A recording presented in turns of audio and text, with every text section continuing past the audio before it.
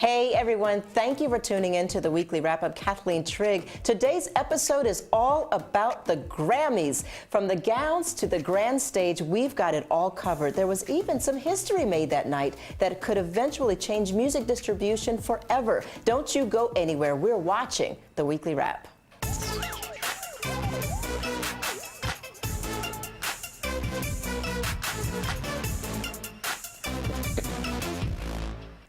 All right, now we can't get into an award show without talking about the red carpet fashion first. Now, could we? Everyone knows that's where the show really starts. Some of my favorite looks included Jennifer Lopez's lavender chiffon dress. Bless you, J-Lo, for maintaining that body and for showing off all that leg, girl.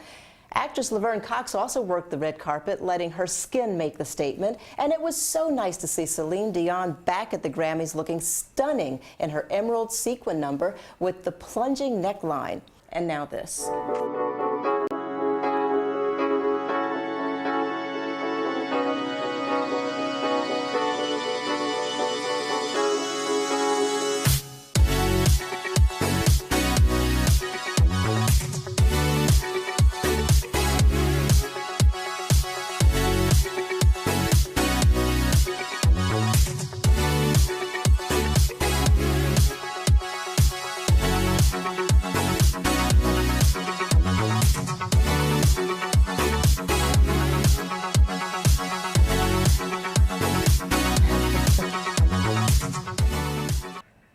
Hey, just keeping it real. This year, the performances had everybody talking and social media going crazy. Did you hear that the microphone went out during Lady Gaga and Metallica set? Listen. Chopped out, doused in the gasoline, the high times going timeless.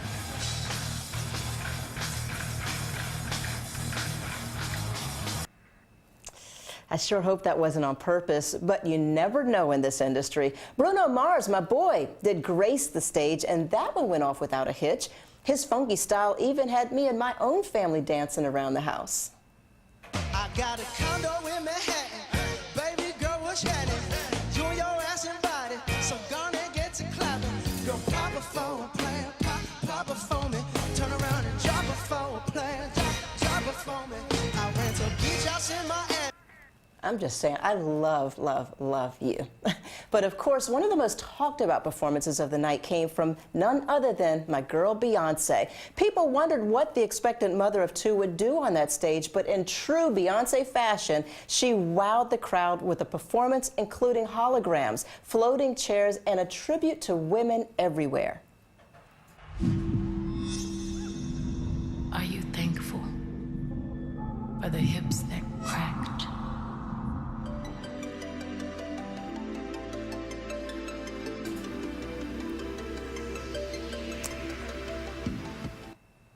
Okay, now Beyonce didn't take home all the awards that she was nominated for, but everyone was still praising the Queen Bee. I can't decide what I loved most about her that night, though. So let's head over to my boy, senior correspondent Shannon Lanier, to find out what people like the most. Kathleen, it seems like Beyonce can do no wrong. So I'm here in Times Square to find out what people love most about her on Grammys night. Her outfits, performance, or powerful acceptance speech. What do you think about Beyonce in general? Because it seems like she can do no wrong. No, I think she's fantastic. I think she is the new Diana Ross. I heard she's pretty much a sun goddess, you know, which is pretty cool. So good for you, Beyonce, for being a sun goddess. Right. Her speech was lovely. Why?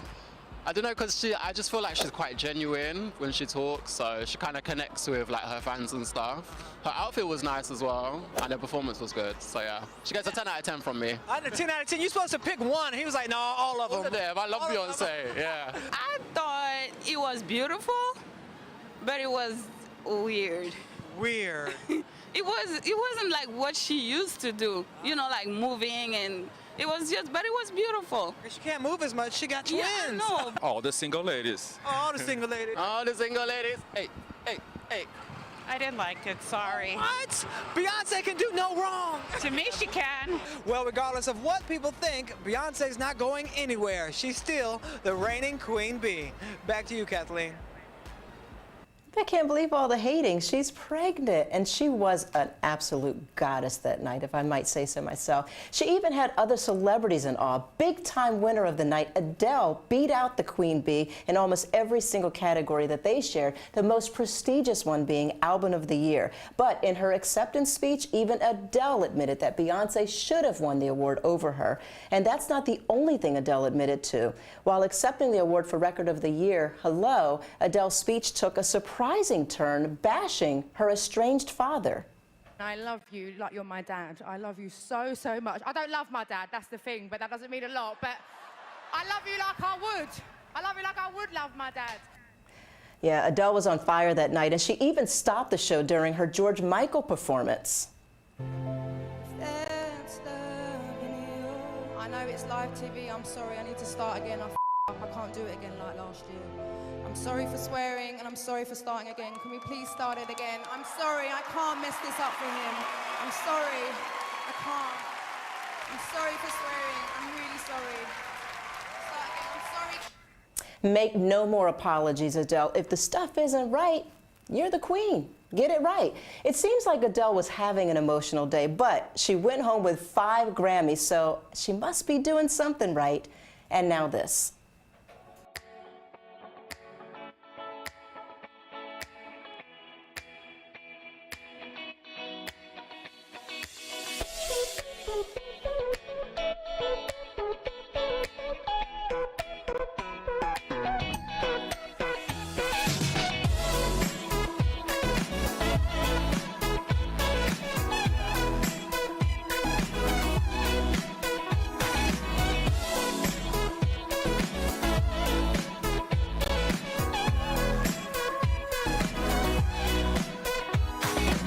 History was made at the Grammys, too. Chicago artist Chance the Rapper was the first to win an award for a digitally streamed album. Our correspondent, Camille J., went out to find out how this can affect the music industry. Chance the Rapper made history at the Grammys, taking home 3 awards as an independent artist. He only streamed his albums, essentially selling his music for free. So do you know what this means for the culture? It's major to the industry. So I had to meet up with my good friend, Jameer Pond, to sort this whole thing out.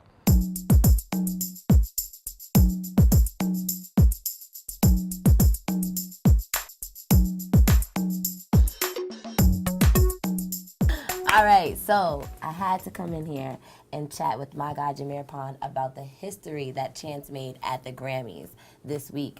So he took home 3 Grammys being an independent artist. How's that changing the game in the music industry? The artist revolution now and evolution is I can do this by myself. And i.e. Chance, who is taking his social media foundation, his foundation as far as grassroots in Chicago and making it global, worldwide. I mean, people go nuts over this dude, and he continues to do it every year, year in, year out, independently. So you're talking about the music labels. What's going to happen to them in the future? Do we need them? Are they going to die out? Or do they need to change their platform and what they bring to the artist? They got to start adjusting. I think a lot of them are, they're working with more like distribution deals now instead of being hands-on, because you can't be as hands-on with an artist anymore. It's a catch-22. So the A&R job, I think, is scarce now, because you have a lot of these artists putting themselves on, making their own fashion senses, and being accepted for who they are right off the bat, and people don't want that to change. So that'll be different, but record labels have to adjust. Of course, they have to evolve. They have to take into account of not album sales anymore, but digital streams, right. So that's gonna look, it's going to be interesting to see how that looks in the next few years. Well, I'm excited to see how that's going to play out in the future. But thank you so much for joining us. I thank y'all for having me, man. It's always a great time with this guy. Thank you. Independent artists, now is your time. Make sure you take advantage of what's happening in the music industry. Make sure you have some quality material, a strong work ethic, and you too can have major label perks without a major label contract. Great interview, Camille, and great advice. Hopefully this can open the door for other artists like Chance to get the recognition they so deserve. I know a lot of times I talk about my independence and people think it has something to do with, oh, I'm gonna talk. Y'all can play the music if you want. I want to thank God for my team. I know people think that independence means you do it by yourself, but independence means freedom. I do it with these folks right here. Glory be to God. I claim the victory in the name of the Lord. Let's go. Well, that's all for our show today. Make sure you subscribe and leave your thoughts below in the comment box. Thank you so much for joining us. Go out there and be the change you want. Until the next time, we'll see you later.